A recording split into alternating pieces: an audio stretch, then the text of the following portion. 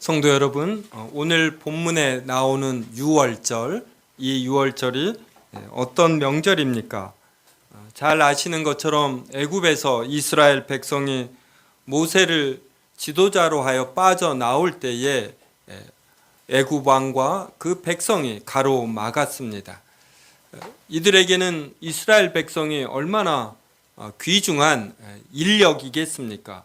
이러한 노동력을 그냥 내보내지 않겠지요. 그래서 하나님께서는 모세를 지도자로 하여 10가지 이적을 일으켰습니다. 애굽 왕과 이 백성이 9가지의 이적이 발생하는 동안에는 힘드니까 이스라엘 백성을 보내야지 되겠다 생각했지만 이 이적이 끝나서 평상을 찾을 때쯤에는 다시 마음이 강팍해져 보내지 않았습니다. 화장실 가기 전과 간우가 다르다, 이러한 말이 너무나 잘 적용이 되는 것이죠.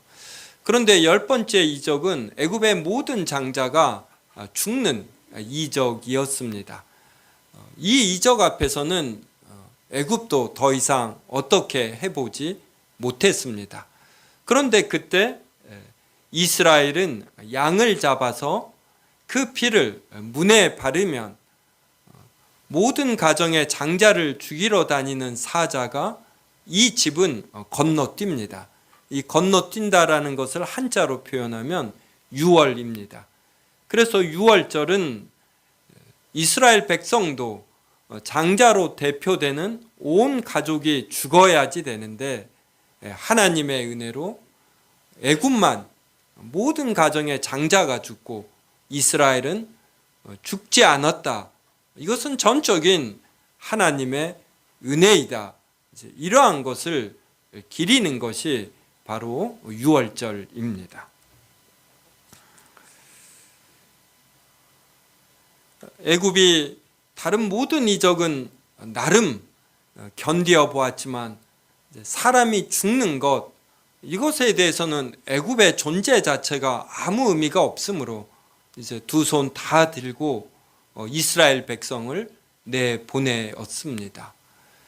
바로 이것을 기리는 것이 유월절이고, 그래서 유월절은 이스라엘에서 가장 큰 명절이었습니다. 그리고 이 유월절에서 이 양은 누구를 상징합니까? 바로 예수 그리스도를 상징합니다. 양은 사람보다 절대 귀하지 않습니다. 사람보다 귀하지 않은 양이 십자가에 못 박혀 죽으실 예수 그리스도를 상징함으로써 가치가 있는 것이지 양 자체는 아무 가치가 없습니다. 그래서 이스라엘 백성은 유월절을 지킬 때에 이 양이 앞으로 오실 예수 그리스도를 의미한다, 이 생각을 하며 이 믿음을 가지며 유월절을 지켜야 했습니다.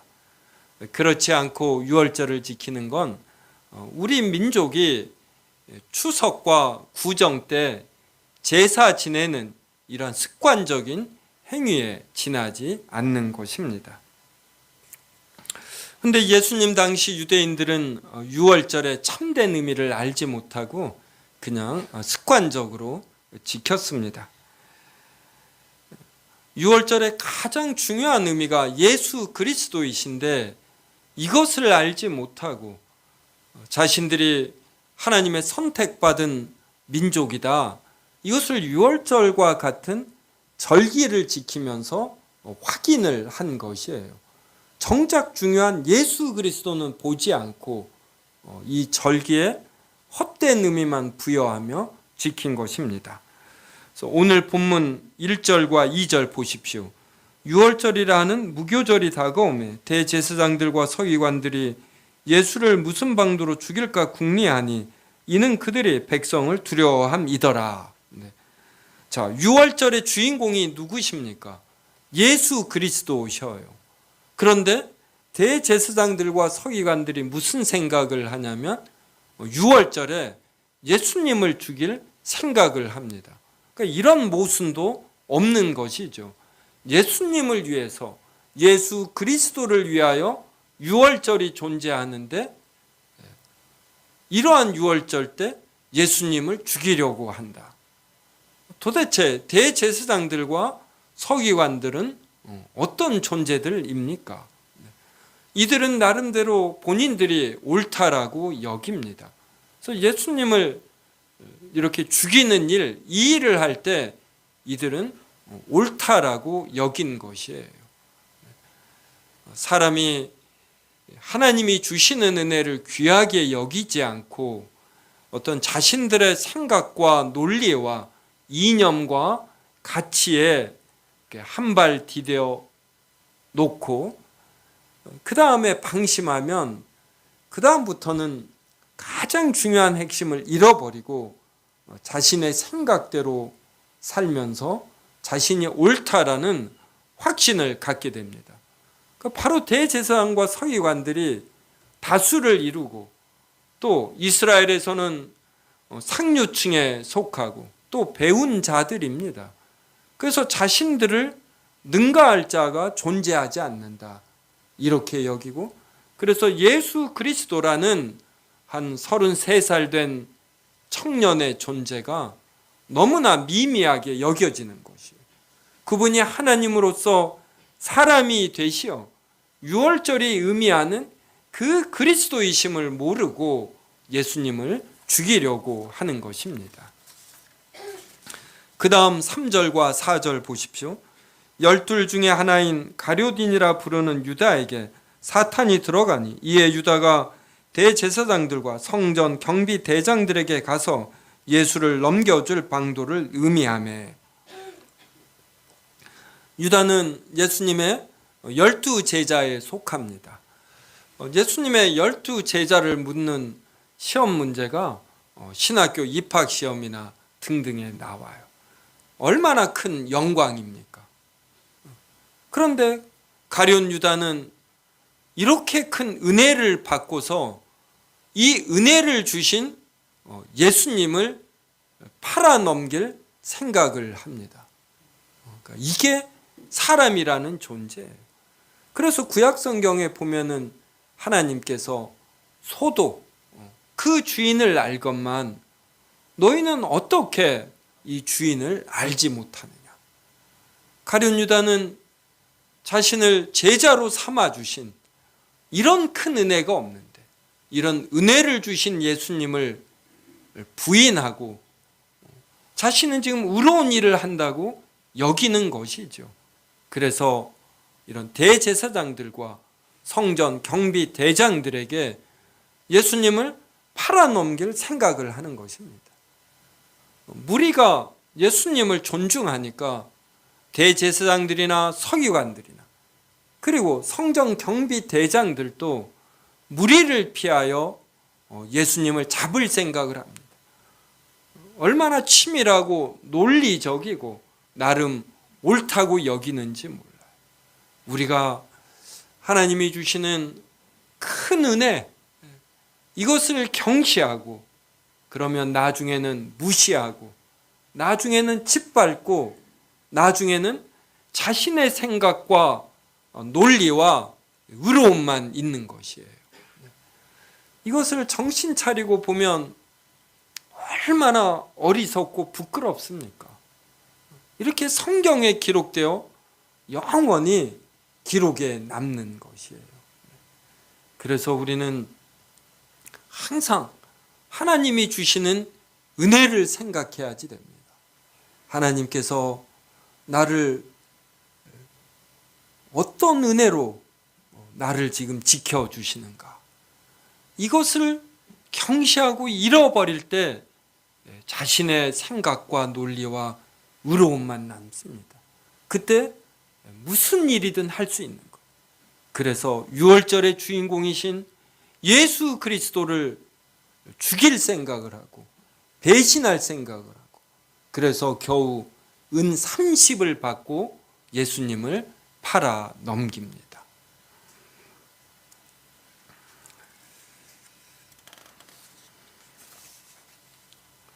2절 다시 한번 봅시다.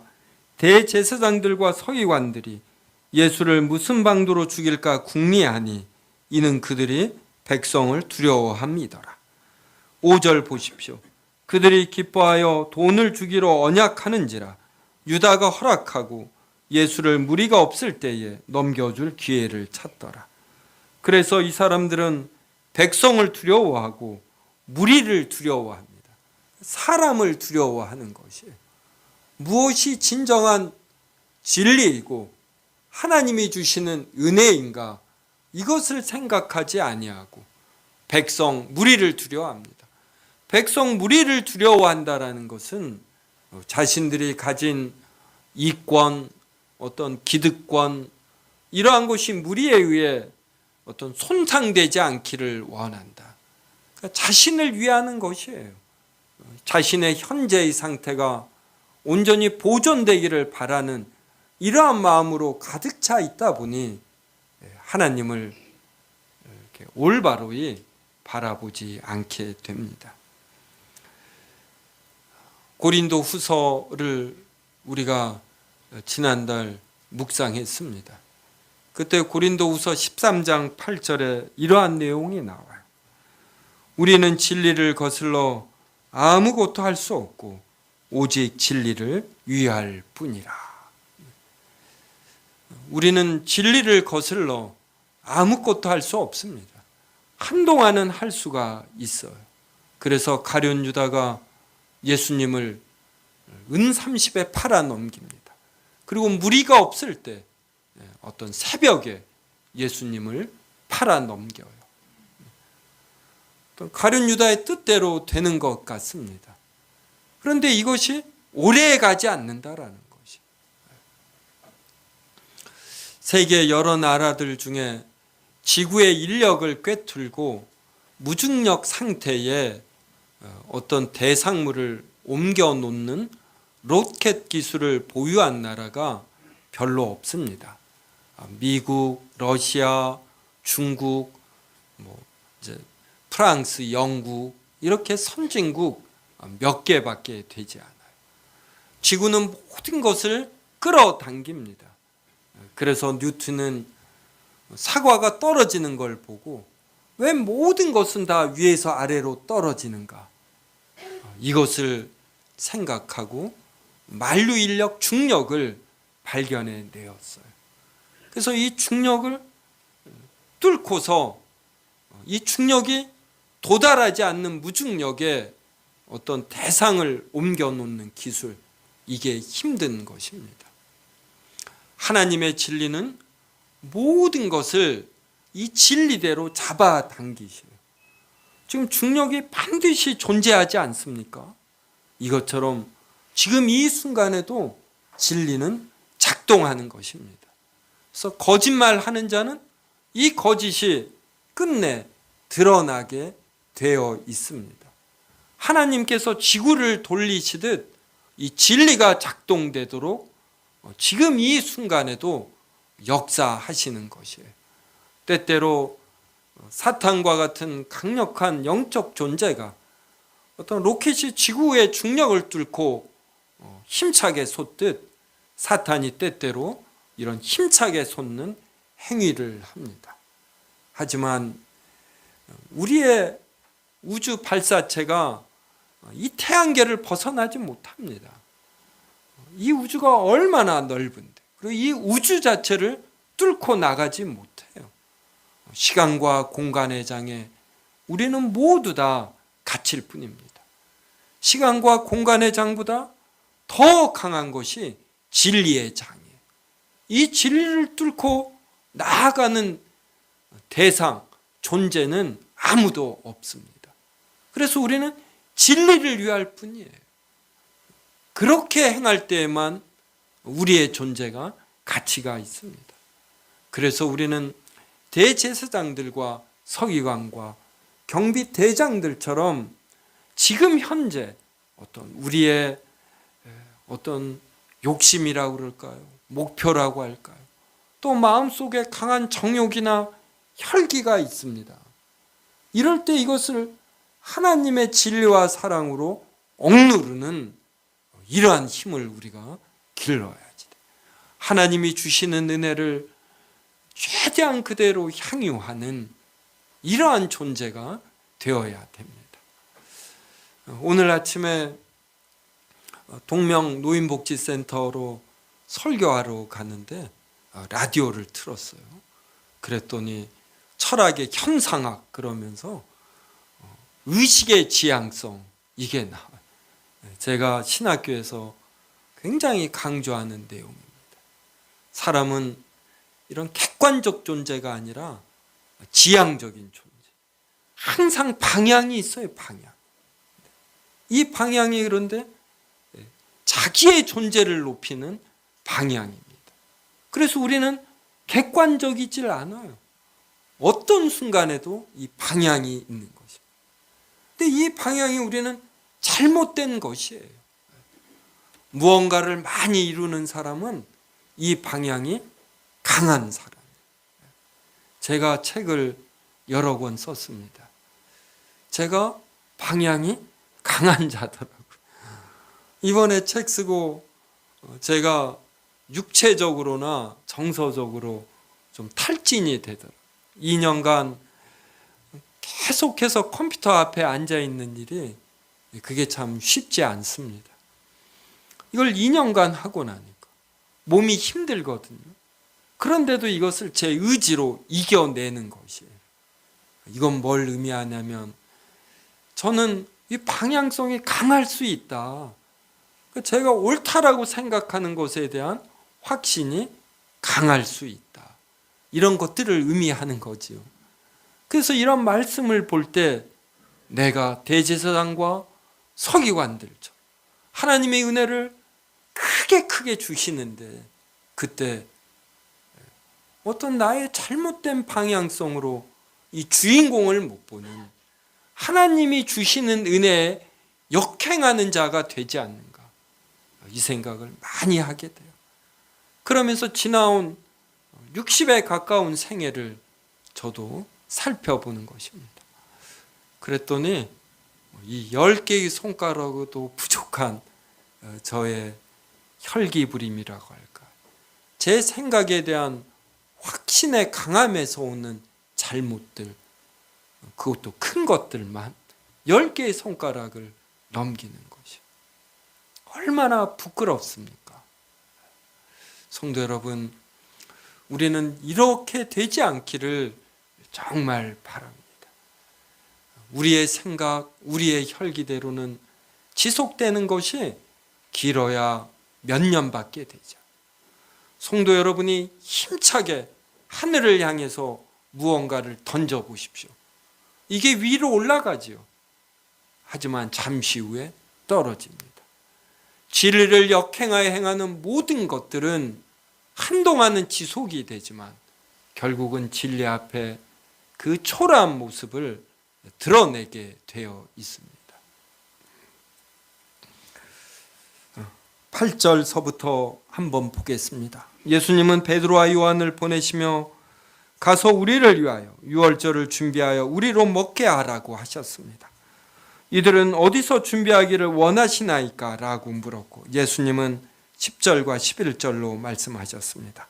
보라, 너희가 성내로 들어가면 물 한 동이를 가지고 가는 사람을 만나리니 그가 들어가는 집으로 따라 들어가서 그 집 주인에게 이르되 선생님이 내게 하는 말씀이 내가 내 제자들과 함께 유월절을 먹을 객실이 어디 있느냐 하시더라. 이렇게 말씀하셨습니다. 예수님은 유월절을 먹을 큰 다락방을 준비하셨습니다. 예수님은 다 아시죠. 이 유월절을 먹고 나서 겟세마네 동산에서의 기도 이후에 가룟 유다에게 팔아 넘겨짐을 아셔요. 그런데도 큰 다락방을 준비하고 가룟 유다와 함께 식사를 하십니다. 이 심정이 어떠할까요? 참 힘드시겠죠. 그러면서도 넉넉함이 있는 것이죠. 내가 마셔야 할 잔이 이 잔이구나. 가룟 유다는 아무것도 모르고 이렇게 하는구나. 그를 안타까이 여기면서 이 과정 자체를 이렇게 담담하게 밟아 나가실 수 있는 이러한 어떤 카패시티라고 하는 이러한 어떤 능력이, 어떤 담대함이 예수님에게는 있는 것입니다. 저는 옳고 그름을 드러내는 것이 옳은 줄 알았어요. 제가 책 이야기 하게 되는데, 책을 썼다라는 것은 옳고 그름을 드러내는 일에 관심과 능력이 있다, 이런 뜻입니다. 그런데 옳고 그름을 드러내는 것은 1차적 차원이에요. 이것도 참 중요하지요. 그런데 옳고 그름을 드러낸다라고 해서 드러나는 게 아니에요. 일이 진행되는 것이 아닙니다.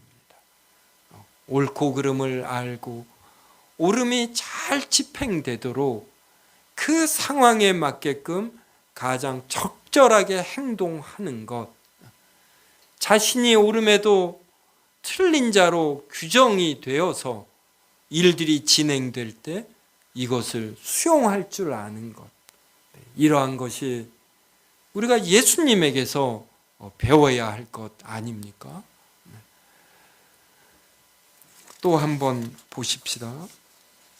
15절 보십시오. 이르시되 내가 고난을 받기 전에 너희와 함께 이 유월절 먹기를 원하고 원하였노라. 예수님은 왜 제자들과 유월절 먹기를 원하고 원하셨을까요? 예수님은 원하신다는 표현을 2번이나 하실 정도로 간절히 원하셨습니다. 왜 그러셨을까요? 첫째로, 고난을 받기 전에 유월절을 제자들과 함께 먹으심으로써 이제 예수님이 죽으신 이후 제자들로 하여금 예수님께서 유월절 양으로서 고난을 받고 죽으셨구나, 이 모든 것을 아시며 우리들과 같이 유월절을 함께 드셨구나, 이러한 깨달음을 제자들에게 주시고 또 바로 이 성경을 읽는 우리들에게 주시기 위해서입니다. 둘째로, 예수님이 고난을 받으시고 죽으신 이후에는 이제 성전 휘장이 위에서 아래로 찢어져요.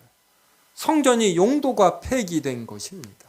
성경에 예수님이 죽으셨다, 그리고 성전 휘장이 위에서 아래로 찢어졌다, 이 내용이 기록이 됩니다. 이것은 성전이 용도 폐기되었고 유월절도 용도 폐기되었다.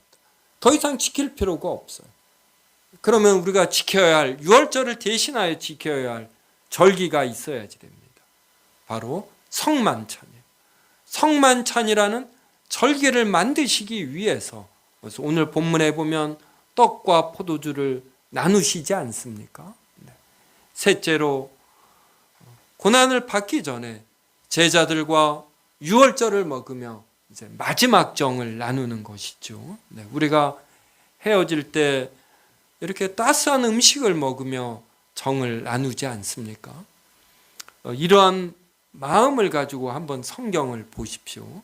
그러면 예수님이 떡과 포도주를 나누는, 그래서 제자들과 마지막으로 식사하고 헤어지는 이 안타까움과 예수님의 간절함, 이러한 것이 읽혀집니다. 21절부터 23절을 한 절씩 읽겠습니다. 그러나 보라, 나를 파는 자의 손이 나와 함께 상위에 있도다.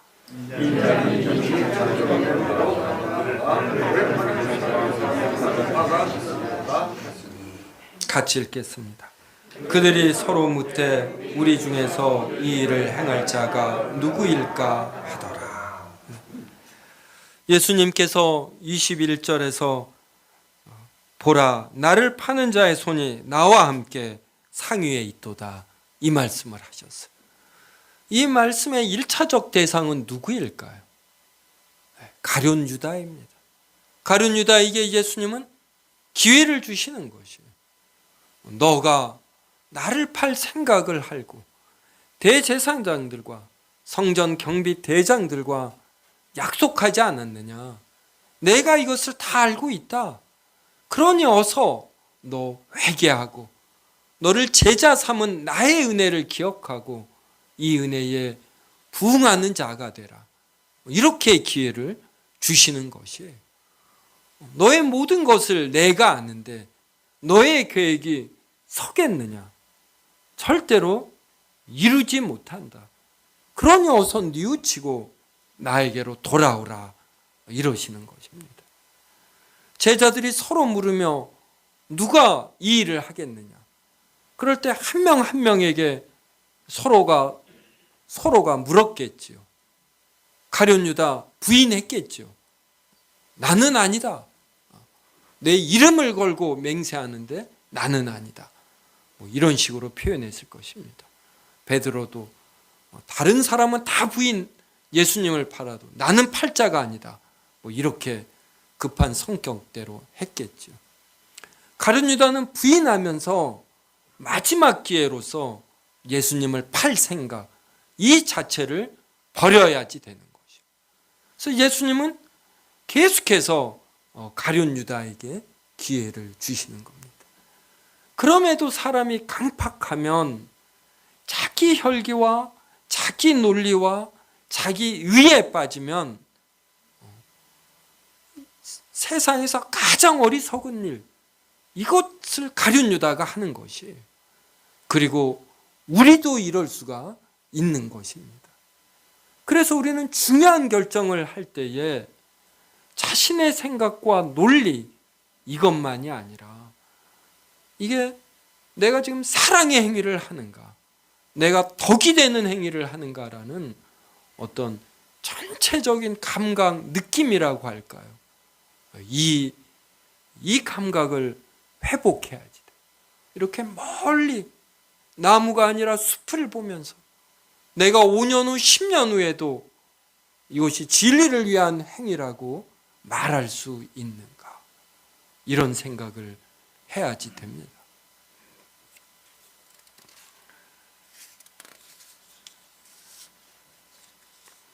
성도 여러분, 요사이 중요한 결정을 앞두고 계신지요?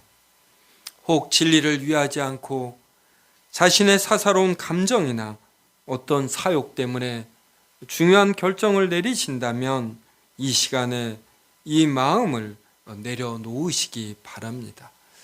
자신이 약간 손해보는 형태로 의사결정하는 것이 좋고 조금은 어리숙하게 의사결정하는 것이 좋습니다.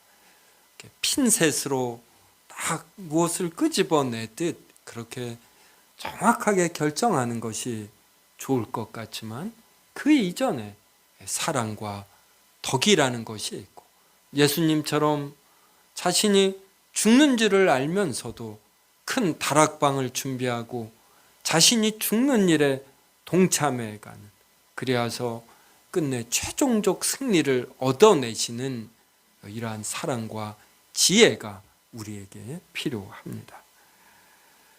욕심으로 이룬 것, 자신의 의로 이룬 것은 별로 오래가지 않습니다.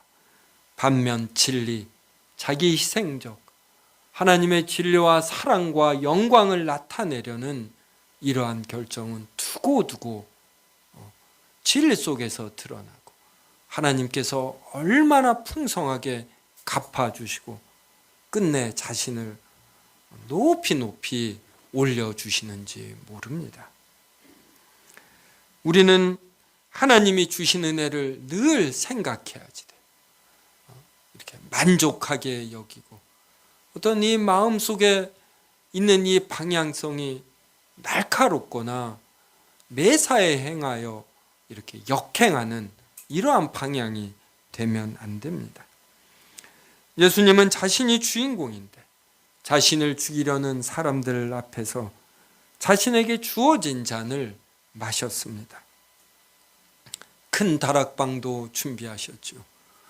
우리도 예수님처럼 넉넉하게 자신에게 어려움이 있다라면 때로는 이 어려움을 넉넉하게 그리고 대범하게 담당할 줄 알아야 합니다.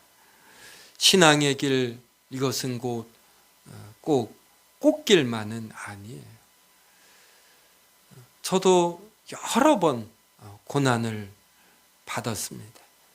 대부분 제 자신이 스스로 만든 고난이에요.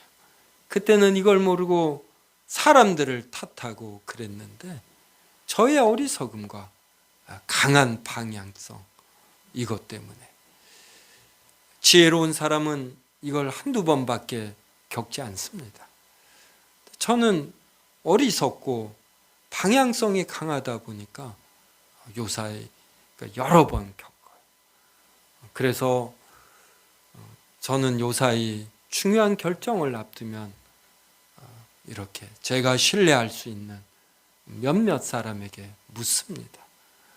이분들의 의견이 얼마나 옳고 나와 멀리 떨어져서 내가 처한 상황을 객관적으로 보며 자세한 나무는 모르지만 전체적인 숲을 알아 얼마나 지혜로운 조언을 하는지. 예전에는 이게 귀에 안 들어왔어요.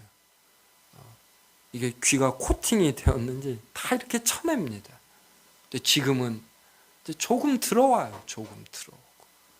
그래서 예전에 잘못이 보이고 예전에는 이런 잘못까지도 보이지 않았습니다.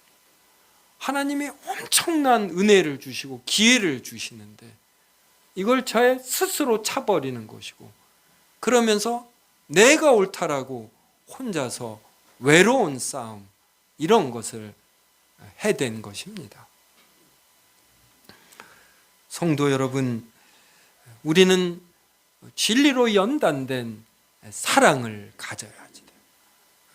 나의 혈기와 논리와 의로움을 내려놓고 오직 진리를 위한다라는 이러한 생각으로 우리의 어려움을 감내할 때에 우리는 굉장히 높은 진리의 사람, 하나님이 높여주시는 영광의 사람이 됩니다. 이것을 위해서 더욱 깨어있고 자신의 생각과 사고 대신에 꼭 성경을 읽으시기 바라고, 읽기 싫어도 읽으시기 바라고, 그리고 오랫동안 기도하시기 바랍니다. 이것만이 우리의 마음을 정화하며 우리에게 지혜를 주고 사랑을 줍니다. 기도하겠습니다. 하나님, 우리 세움교회 성도들은 하나님의 은혜가 가장 크게 드러나는 때에 그 은혜를 차버리며 자신의 생각과 의로움과 논리에 머물지 않게 하여 주시옵소서. 예수님은 이런 것으로 가득 찬 대제사장들과 서기관들과 성전 경비 대장들의 마음을 모두 알고서도 이것을 품으며 자신이 마셔야 할 잔을 마셨사옵나이다.